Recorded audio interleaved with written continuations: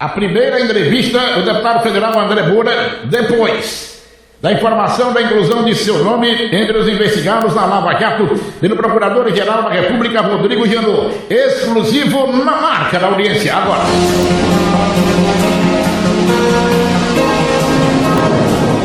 Exclusiva entrevista. Meu caro André Moura, estou ao vivo aqui também nos estúdios da Mix FM com o senador Eduardo Amorim. São 7 da manhã, mais 26 minutos, 7h26, batendo na porta de 7h27. Senador, aliás, deputado federal André Moura, como é que você, André, reage a essa inclusão de seu nome entre os investigados da Lava Jato pelo procurador Rodrigo Janot? Bom dia. Bom dia, Gilmar. Bom dia a todos da Mix FM, cumprimento ao senador Eduardo Amorim. Bom dia, André. Gilmar, eu com muita tranquilidade, mesmo porque eu tive a oportunidade ontem de ler a peça que pede a investigação, não significa dizer que o deputado André Moura ele está envolvido na Lava Jato. Ele pede a investigação do deputado André Moura, como de outros parlamentares que exercem mandato. A exemplo do deputado Arnaldo Caio, que é um deputado de 6 mandatos, 7 mandatos agora, exercendo o 7º mandato. Histórico. O 7º mandato na Câmara Federal. É um deputado extremamente respeitado e conceituado na Câmara. O deputado Manuel Júnior, deputado de 3 mandatos. Da mesma forma, o deputado Otineu Cortes. E o pedido de investigação em relação a mim e mais os outros 3 parlamentares é o pedido de investigação e a peça diferente da matéria publicada na Folha de São Paulo, porque a matéria publicada na Folha de São Paulo é uma matéria muito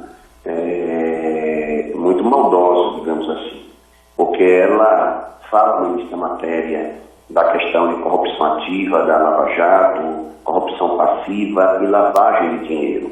Então, sabe que a Lava Jato está centrada as suas ações, os seus inquéritos, as suas denúncias, e que as pessoas transformam-se, logicamente, que depois do andamento do pedido do Ministério Público em réu do processo, por conta da corrupção ativa, da corrupção passiva e da lavagem de dinheiro. Não é o nosso caso. A Folha de São Paulo, de forma maldosa, e a Folha de São Paulo, lógico que todos sabem, quem acompanha a imprensa nacional sabe que a Folha de São Paulo tem um viés que não é um viés favorável a todo o trabalho que nós fizemos, principalmente no processo de impeachment aqui na Câmara. Ela coloca a matéria no início desta maneira, mas lá no final ela fala que o pedido de investigação em relação a esses 4 parlamentares, e a mim de forma mais específica, e quem lê e entende sabe disso, não é porque nós estejamos envolvidos com a questão da corrupção ativa, da corrupção passiva ou da lavagem de dinheiro. É porque, enquanto membros da CPI da Petrobras, no meu caso específico, enquanto um dos 4 relatores da CPI da Petrobras, tanto eu como o deputado Arnaldo Caio, o deputado Otineu Cortes, e mais especificamente porque eu fui, segundo o pedido de investigação, agressivo nas perguntas que eu fiz ao diretor da Chain, que é uma empresa envolvida em todo esse escândalo de corrupção da Petrobras, na Operação Lava Jato, em 2 casos. Num caso junto à companhia elétrica do Belém do Pará, e o outro em relação à obra de construção de uma hidrelétrica em Rondônia. Essas obras, no ano de 2007, 2008 e 2009, quando as obras foram concluídas, na época que eu nem era deputado federal, nem sonhava em ser deputado federal, eu era deputado estadual, 2007, 2008 e 2009, e não existe movimento nenhum da minha parte em nada do escândalo de corrupção da Lava Jato, seja corrupção ativa, passiva ou lavagem de dinheiro. O pedido de investigação é porque eu fui, segundo o pedido de investigação, Oi, está no ar, para continuar, sim. Eu fui muito agressivo nas minhas perguntas ao diretor da Chain. E aí eu me pergunto, e como conversava ontem colegas parlamentares que eu estava ontem em São Paulo. E um diretor da Chain, uma empresa envolvida, não é, no maior escândalo de corrupção da história do Brasil, um dos maiores escândalos de corrupção da história da humanidade, a Petrobras, que fez com que a Petrobras, que sempre foi um orgulho do povo brasileiro, das maiores empresas do nosso país e do mundo, a maior empresa do nosso país é uma das maiores empresas do mundo, viesse praticamente estado de prevalência. E um cidadão desse, que vai torcer para ir da Petrobras, era para me tratá-lo como eu chamei ele lá. Eu fui agressivo porque eu chamei, segundo o pedido de investigação, que eu chamei ele de corrupto. E aí eu pergunto, e era para me tratar como? O réu confesso, não é, do esquema de corrupção da Petrobras. Era para me tratá-lo com flores e com bombons, era para tratá-los de Vossa Excelência, era para tratá-lo de Vossa Excelência, oferecendo-lhes o quê? Flores e bombons? Não. Eu, no meu estilo, e todo sergipano conhece o meu estilo, eu tratei ele como ele deve ser tratado, de corrupto, de ladrão. E se o fato de tratá-lo de corrupto, de ladrão, é motivo para que eu seja investigado no Lava Jato, e aí eu sei que os meus adversários, né, políticos, vão tentar distorcer, dizer que o deputado André Moura está envolvido no Lava Jato, e não estou. Tanto não estou que não tenho absolutamente nada a temer, porque quem lê o pedido de investigação vai ver lá, que o pedido de investigação é porque eu chamei ele de ladrão e de corrupto, e que eu fui agressivo, como a própria matéria da Folha de São Paulo, no finalzinho diz que o problema é que foi pedido de investigação em relação a mim, porque eu fui agressivo. Se o problema foi esse, Gilmar, eu quero dizer que pode abrir, não é um pedido de investigação, não pode abrir 2, 5, 10. Porque se eu fui agressivo, né, no exercício do meu mandato, naquilo que é prerrogativa minha, não é, que me dá a garantia de poder perguntar e poder me posicionar, poder discursar, poder falar, investir no cargo de deputado. Eu mesmo já ouvi você várias vezes exercendo mandato de deputado do CPI. Agora fala o deputado Gilmar Carvalho, não mais radialista. Exatamente, porque é o que está previsto na nossa Constituição. Eu tenho o direito, enquanto deputado, não é, de me pronunciar exatamente para contribuir. E assim eu fiz. Eu fui lá, enquanto relator do CPI da Petrobras, fiz as perguntas que eu entendi que tinha que ser feito para contribuir para esclarecer o caso. Fiz e colocações, e inclusive as minhas colocações, eu estava lendo aqui as notas taquigráficas, eu o chamei de ladrão e corrupto, e se isso é motivo para que se peça o pedido de investigação do deputado André Moura, pode pedir vários outros, porque isso não vai me intimidar. Eu vou chegar no plenário da Câmara essa semana, vou fazer porque eu chamei ele de ladrão e corrupto no plenário da comissão, vou ao plenário da Câmara, vou chamá-lo na Câmara de corrupto, vou chamar de ladrão, não vou chamar mais, vou chamar de bandido, de marginal, e vou ser mais agressivo ainda, porque se isso é motivo para que me peça uma investigação da deputada André Moura, pode pedir 10. Não vou mudar meu estilo, não vou me curvar, não vou me intimidar, isso não vai mudar minha posição. Se pensaram que esse tipo de atitude ia mudar meu posicionamento em relação a qualquer posicionamento meu na Câmara, está redondamente enganado, porque o povo sabe que eu não sou de ficar em cima do muro, eu não sou de terceirizar, eu não sou de me esconder, as minhas posições são claras. Eu não aprendi a fazer política porque eu fui forjado na política, não foi em laboratório e não foi ninguém me conduzir na política, não. Eu fui forjado fazendo política verdadeira. Desde quando fui candidato aos 21 anos de idade a prefeito de Pirambu, fui forjado na política, fazendo a política clara, de forma objetiva, sem ficar em cima do muro. Quando eu sou, quando eu não sou, eu não sou. Então eu não vou ficar em cima do muro porque nunca fiquei, nem vou me curvar porque nunca me curvei. Todo Sérgio sabe que a minha vida pública sempre foi, não é, de desafios, de dificuldades, de sofrer perseguições, mas jamais desistir daquilo que eu entendo que é o correto. E nesse momento eu sei que estou fazendo o que é melhor para o país. Então essa minha determinação, Gilmar Santos Eduardo, ela se faz cada vez mais forte, principalmente diante dessas manifestações contra mim e até mesmo algumas, né, contra a minha família. Eu não tenho medo de retaliações, não sou de me acovardar, já disse isso. Se eu fosse ter temer retaliações, perseguições, se fosse me acovardar, eu já teria muito tempo, Gilmar, desistido da vida pública.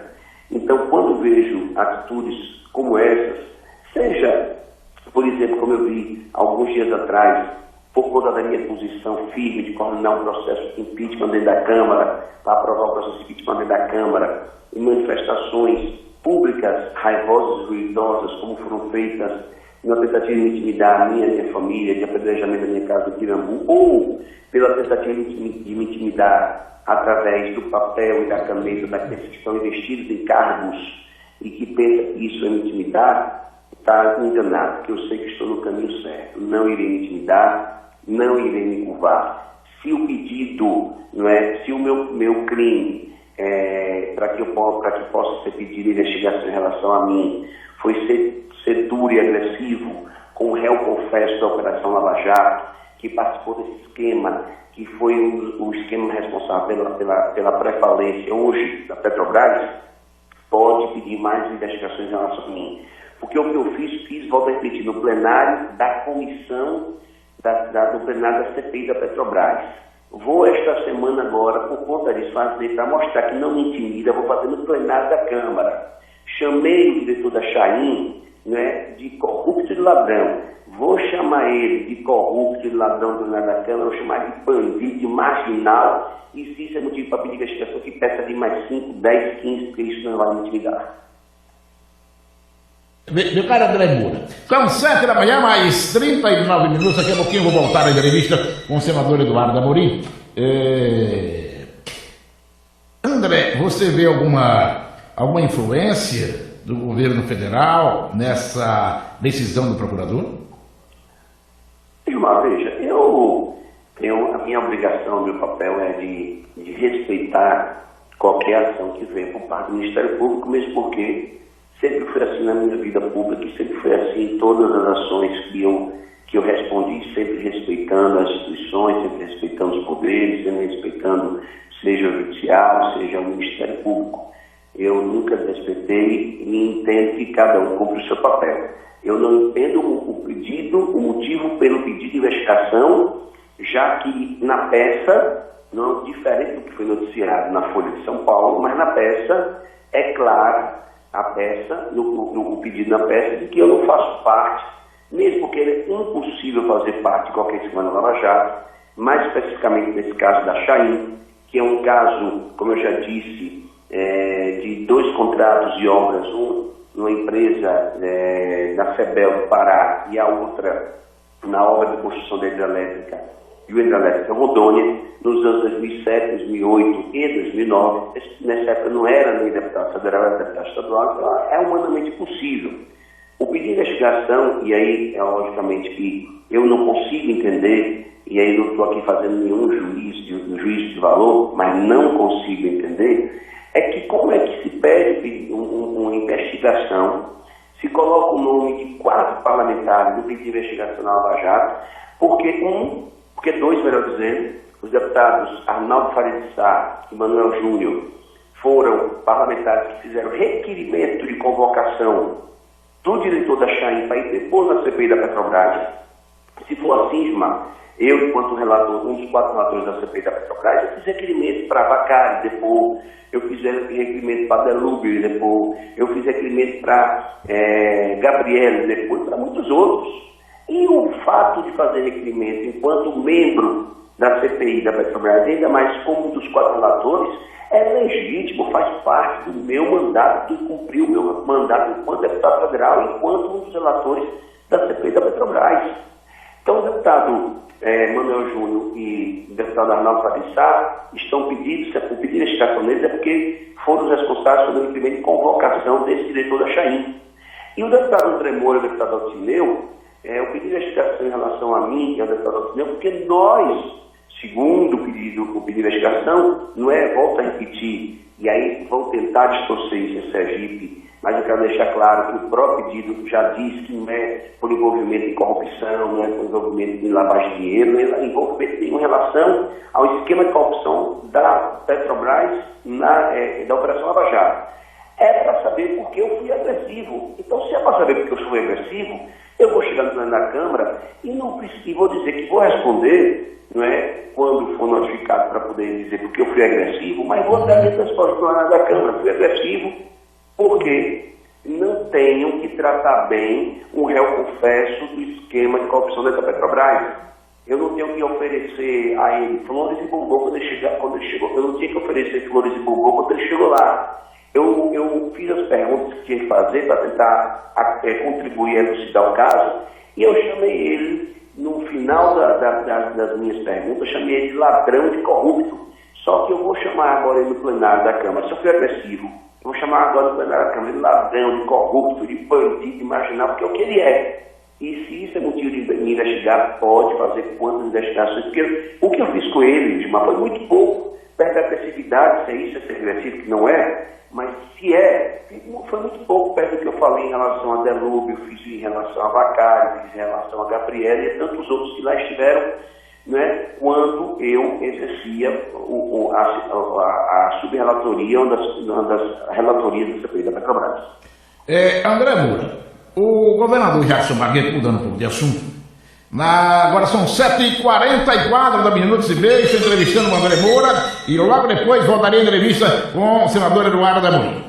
No evento que marcou o pré-lançamento da candidatura de Zezinho Sobral, a Prefeitura de Aracaju semana passada, ele disse exatamente isso que você vai ouvir agora. Mas é difícil a caminhada que nós estamos enfrentando. Muito difícil. Toda pesquisa que é feita em Aracaju, 50% a 60% do eleitorado não se manifestou com o candidato A, B ou C. Eu hoje disse a um dos candidatos a prefeito de Aracaju, disse: eu não consigo entender sua candidatura, meu amigo. Porque você e o outro não sai de 12, 13, 14, 15 para lá, para cá, para lá e para cá há mais de um ano. André, qual é a avaliação que você faz?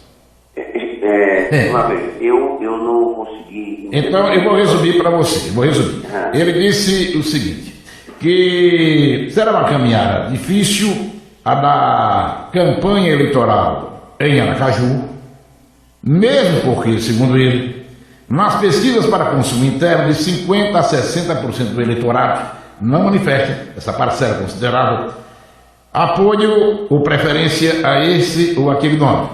E que o outro, repetindo palavras dele, não passam de 12% a 15% há mais de um ano nessas mesmas pesquisas. Pois é. Bom, a colocação do governador Jackson Barreto, um outro não passa de 12% a 15%. Há mais de um ano. Há mais de um ano, uma coisa eu fico tranquila, né? Que com certeza não é em relação ao nome que nós defendemos enquanto pré-candidato a prefeito, que é o senador Eduardo Amorim. Porque o senador Eduardo Amorim, há um ano, não é pré-candidato a prefeito, há um ano ele não fazia parte de nenhuma pesquisa, porque ele até então não se colocava como pré-candidato a prefeito. Então, há um ano que não passa de 12%, 13%, 14%, 15%, ele já está se referindo a esses que há um ano se colocam como pré-candidato a prefeito, aliados dele, Valadares Filho, Edvaldo Nogueira. Agora, uma coisa é certa, não é Zezinho Sobral, que há um ano se coloca como pré-candidato a prefeito e não passa de 2%. Então, esse eu tenho certeza que não é. O candidato Jackson Barreto, o fato de ser carimbado no candidato Jackson Barreto já lhe dá essa condição. Sim. E do teto ser 2%, 3%. Então é fácil da gente poder fazer a leitura do que quis dizer Jackson Barreto. Ele quis dizer o seguinte, há um ano tem candidato que não passa de 13%, 14%, 15%, então está fora da de Sobral, porque há um ano é pré-candidato a prefeito e não passa de 1%, 2%. Então claro, essa posição de Jackson Barreto. Então quero concordar com ele. Parabéns ao governador Jackson Barreto, que pela primeira vez está dizendo, mesmo de forma indireta, nas entrelinhas está dizendo a verdade. Quando ele diz que há um ano tem outros candidatos que não passam de 13%, 14%, 15%, ele está se referindo, portanto, aos outros que são pré-candidatos, ou seja, deve ser a Valadares Filho e Edvaldo Nogueira. E a certeza de que tem candidatos que há um ano não passam de 13%, 14%, 15%, a certeza absoluta que não é em relação ao senador Eduardo Amorim, porque o senador Eduardo Amorim começou a ser colocado o nome dele nas pesquisas agora, de 3 a 4 meses, 3 meses atrás, mais ou menos, menos de 3 meses, né? De março para cá, março, abril, mais dá 60 dias mais ou menos, e aquilo que nós já esperávamos está se comprovando nas pesquisas de consumo interno. O senador Eduardo começou de forma ainda tímida, porque muita gente não acreditava que ele pudesse realmente ser pré-candidato a prefeito, como ele ainda não se colocou, né? Mas as pessoas já começam agora a confiar mais a acreditar mais nessa possibilidade, e logicamente que a gente vem acompanhando a evolução do senador Eduardo Amorim, o gráfico decrescente dos outros, e mostra que o nome do senador vem evoluindo e que hoje já passou, né, a todos os outros pré-candidatos, já passou esse percentual, né, que citou o governador Jacques Barreto, de 14, 15, já passou 16, já passou 17, já passou 18, já passou 19, se eu posso me garantir. Então, eu até que concordo com o governador Jacques Barreto, de forma muito resumida e direta. A leitura dele é o seguinte: há um ano de Sobral não consegue passar de 2%, né, porque vai se conseguir passar disso, é muito pouco, porque vai ter o carinho do seu candidato, do governador que tem hoje o maior índice de rejeição do país, e talvez o maior índice de rejeição de todos os governadores da história de Sergipe, que já bate em mais de 75%, ele está disputando ele e Dilma. E como são aliados, né? Então os dois estão abraçados, disputando eles dois. Edivaldo e Valadares, se não está passando desse percentual, são palavras de Jacques Barreto, não é problema nosso. Todos sabem que eu nunca fiz comentários, esse é o comentário de Jacques Barreto, pelo que ele está dizendo. Em relação ao senador, ele nunca fez parte desse cenário de pesquisa há um ano atrás. Então, muito tranquilo, vamos tocar adiante o nosso projeto, um projeto que eu tenho certeza que é extremamente viável, esperando que o mais breve possível a gente possa ter a confirmação da pré-candidatura do senador Eduardo. Volto a repetir, falar essas colocações do governador Jacques Barreto e entendimento dele, mas eu posso falar que nas nossas pesquisas de consumo interno, esse teto de 13, 14, 15 não pertence mais ao senador Eduardo Amorim, porque ele já passou esse teto, com certeza, evoluindo a cada dia mais. Uma pergunta final, agora são as 7h50 minutos da manhã, aqui Gilmar Carvalho da Mix FM, Atalaia, cidade ainda de Simão Dias. Pergunta final ao deputado André Moura. André, você é amigo do prefeito João Alves. Se fosse chamado a dar um conselho, uma orientação ao governador, aliás, ao prefeito João Alves, de encerrar a carreira política esse ano, não ser mais candidato, ou de disputar a reeleição, qual seria a sua orientação? Uma vez, é complicado, difícil você poder dar um conselho a um homem experiente que já foi 3 vezes governador do Estado, já foi ministro, ministro do Interior, que tem uma larga experiência pública, muito mais do que a minha. É difícil a gente poder dar um conselho. Eu não vou falar aqui como um conselho, eu vou falar aqui como um cidadão. Eu entendo que o prefeito João Alves, ele, enquanto, por exemplo, governador, foi responsável pelas maiores obras, as obras estruturantes que o nosso Estado hoje tem, mesmo porque os últimos governos não se preocuparam em fazer obras estruturantes, obras que pudessem valer para gerações futuras. E nós temos que reconhecer que Dr. João, enquanto governador, fez e realizou essas obras. Dr. João hoje enfrenta dificuldades, como muitos prefeitos hoje, mas isso não é motivo para ter uma gestão que não consiga atender à expectativa mínima da população, mesmo porque nós temos outras administrações, outras gestões. Eu poderia citar aí, a nível de Sergipe, Simão Dias, do prefeito Marivaldo PSC, e Itabaiana, do prefeito Valmir, que são administrações que atendem à demanda e àquilo que deseja a população de cada um dos seus municípios, mesmo num momento difícil como crise. Você tem que ter criatividade, tem que ter disposição, você tem que vivenciar o dia a dia na gestão, e você hoje tem que ser mais um gerente de uma prefeitura e não o prefeito encastelado em um gabinete. Você tem que viver, andar, caminhar o dia a dia, com ações pontuais, cirúrgicas, precisas, e com os pés no chão, realistas, para poder enfrentar um momento de crise que atravessa o país. Eu tenho certeza que esse perfil hoje tem o senador Eduardo Amorim para enfrentar esse momento difícil que atravessa o país a partir do próximo ano e realizar as ações, né, que são necessárias para poder atender a demanda da população da nossa capital. Mas você não respondeu a pergunta. Eu entendo que o prefeito ele tem o direito de ser candidato à reeleição, mas gostaria muito de poder ter a certeza de que o prefeito João Alves, não encerrando a vida pública dele, ele pode ter outras missões, ele pode ter, né, outras candidaturas, mas acho que o momento em Aracaju é um momento difícil para a administração dele e é um momento complicado para uma reeleição. Mas, de qualquer maneira, o nosso trabalho continua sendo em torno da pré-candidatura do senador Eduardo. É essa que a gente tem que se reportar, é essa que a gente tem que continuar trabalhando, contribuindo para que a gente possa ter, daqui a alguns dias, a confirmação, e eu tenho certeza que nós teremos, né, a confirmação do nome do senador Eduardo Amorim, para que ele possa ter uma alternativa viável, uma alternativa, né, de um homem que realmente conhece os problemas da capital e que, tenho certeza, vai colocar Aracaju nos trilhos corretos do progresso e do desenvolvimento. Meu caro André Moura, foi muito bom ouvi-lo aqui no programa, mas se tem algo mais a acrescentar, você já sabe, de minha vontade. Não, Gilmar, só agradecer mais uma vez, reafirmar mais uma vez a minha posição de muita tranquilidade. Ontem, apesar de tudo isso que saiu no sábado, cumpri a agenda normalmente, fui a São Paulo participar do evento do 1º de maio, Dia do Trabalhador da Força Sindical, já estou aqui em Brasília, né? Estarei daqui a pouco dando continuidade aos meus trabalhos muito tranquilo.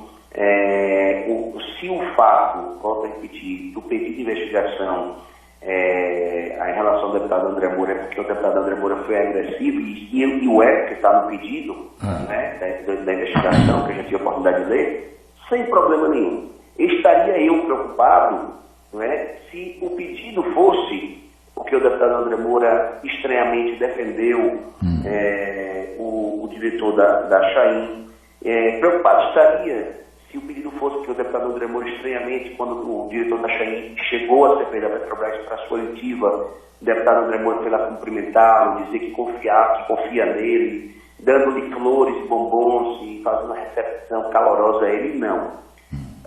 Se o pedido de investigação é porque o deputado André Moura, quando ele chegou à CPI da Petrobras, não foi lá cumprimentá-lo, se o deputado André Moura fez perguntas duras e perguntas precisas para tentar esclarecer o caso da corrupção na Petrobras, se o pedido de investigação é porque o deputado André Moura foi duro, foi agressivo e chamou ele, ao final das minhas perguntas, eu chamei de corrupto e de ladrão, que eu continuo, né, com as minhas mesmas convicções, não irei me intimidar, não irei me curvar e irei ao plenário da Câmara, Gilmar, porque o que eu fiz em relação ao diretor da Chain foi no plenário da comissão. Irei hoje ao plenário da Câmara e irei chamá-lo não só de corrupto, não só de ladrão, mas de bandido marginal. Aí sim, você é agressivo, você é duro. E aí, se isso é pedido motivo para investigação, então pode abrir outros pedidos de investigação que volta a responder. Não irei me intimidar.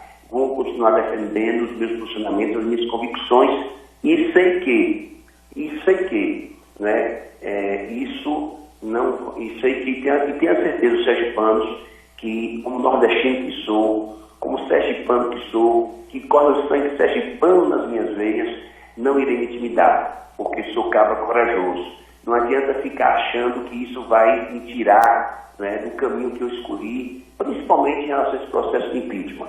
E para bom entendedor, minhas palavras bastam. Então, agradecer a você, Gilmar, cumprimentar mais uma vez o senador Eduardo Amorim, na certeza de que quem tentar distorcer para dizer que o deputado André Moura faz parte, está sendo investigado no Lava Jato, que faz parte do crime da corrupção, esqueça.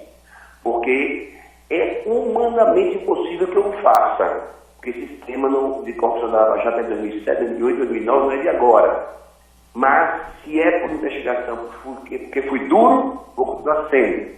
E não tenha dúvida que não vou me distanciar 1 milímetro das minhas convicções, dos meus pontos de vista, porque não sou de ficar em cima do muro. E o meu lado eu escolhi, que é o lado de defender o povo brasileiro e o povo sergipano. Obrigado a vocês, um abraço, senador, e um bom dia a todos. Obrigado então, um abração. Eu volto em 2 minutos com o senador Eduardo Amorim.